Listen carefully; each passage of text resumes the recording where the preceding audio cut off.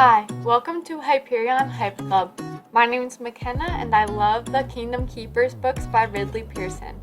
Join me as we discuss this series and others published by Disney-Hyperion Books. Let's get into it. Hi everyone, welcome back to this week's episode of Hyperion Hype Club. In this episode, we are going over Peter and the Starcatchers, chapters 34 through 46. This book was published in 2004 by Disney-Hyperion Books and was written by Dave Barry and Ridley Pearson. So just to catch up, camping in Gatlinburg in the Smoky Mountains was great. We saw quite a few bears, which was really cool. And then the beach trip with my best friend to visit my parents was also a lot of fun. I think I already told you about my camping. But anyway, the beach trip with my best friend to visit my parents was a lot of fun. We just chilled. Great time, great time. And then I have been binge watching Bridgerton and now Queen Charlotte. So instead of just reading Smee's lines in his voice, I'm reading everyone's lines in a British accent. So yeah, let's get into the captain's log for chapters 34 through 46. Molly found Peter and they secured water for themselves before exploring the jungle.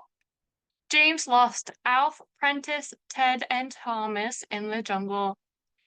Blackstash, Smee, and other Jolly Roger crewmen made it ashore. The fish affected by star stuff are for sure turning into mermaids.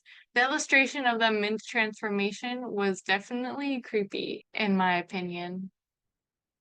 Slank and Little Richard escaped their cell, leaving a sleeping Mrs. Bumbrake in hers, tied up the crewmen that didn't join Blackstash on the island, and made for shore. Alf and the four boys wind up in the mollusks camp. Molly and Peter come upon the clearing. Peter makes an unsuccessful attempt to save his friends while Molly leaves to try to find the star stuff. Finding Prawn tells Alf and the boys that the mollusks and visitors to the island never end up getting along, so he must get rid of them, likely in a way that results in their death, although I highly doubt that they're going to die. Lastly, Blackstash and Smee have spotted the camp in the clearing.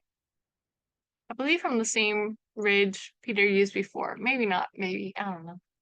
For some references, some are distant, some are pretty, like, they say the same thing in the movie, play, book, yeah.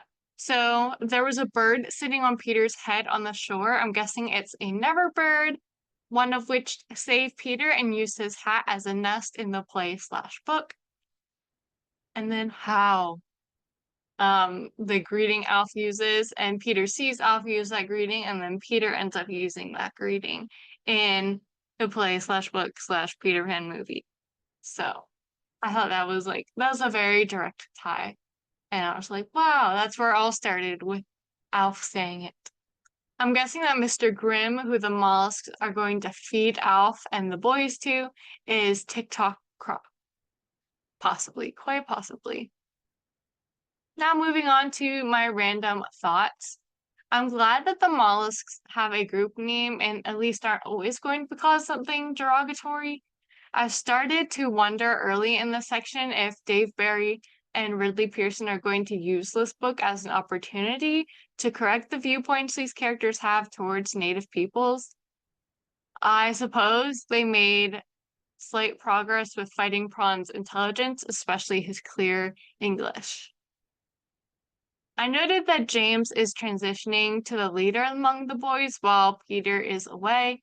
I interpreted some things in this section as more signs that James will ultimately resent Peter for leaving James and the other three boys out of stuff. These characters in this book have such a fear of wildlife, which makes me kind of sad, especially given Ted's descriptions of animals, like first about sharks in the very first chapter of this book, and now gorillas. When the fish are transitioning into mermaids, it is mentioned how basic their thoughts/instincts are. I think What a Fish Knows by Jonathan Balcom is a good book to read to get a better idea of what we know about fish and their behavior and how it seems to be more complex than many of us have long thought. Then lastly, for my random thoughts today, Slank has a chain around his neck, presumably for star stuff, which I called earlier. Yeah. I mean, it is a middle grade book, so things like this tend to be easier to call as an adult, but still. It's almost as satisfactory as correctly guessing Lady Whistledown's identity by the end of episode 3 of Bridgerton. However, going back to the book, considering Slank called the trunk mine, I wonder if his intentions are pure like Molly and her father's. I guess we'll just have to wait and see. How am I enjoying this book so far? I think it's still good, not great. I'm not as eager to keep reading as I was with Kingdom Keepers. I am really curious to see where things on the island are going to go from here, though. Like, will Slank or Molly get to the trunk and start stuff first? What will happen next with the mermaids? Who will spot the mermaids first? What will happen when Alf and the boys meet Mr. Grint? Like, there's so many things I still want to know. So I'm still definitely ready to keep reading. And speaking of continuing to read this book, next time we will be covering chapters 47 through 59, and I hope you join me then. Wow, quick episode. All right, cool. I will see you guys another time. Definitely look on Spotify to see the poll that I always leave a poll for episodes. Usually keep it open for at least a month. So yeah, poll on Spotify. Definitely answer it. So yeah. Bye guys. Thank you guys so much for listening to this episode. Please remember to rate, review, subscribe, and follow. Also, please chat with me and other members of this club in the comments of the YouTube video. My other social media information and a link to the Long Distance Sisters podcast I am also part of will be below. Back in a whack!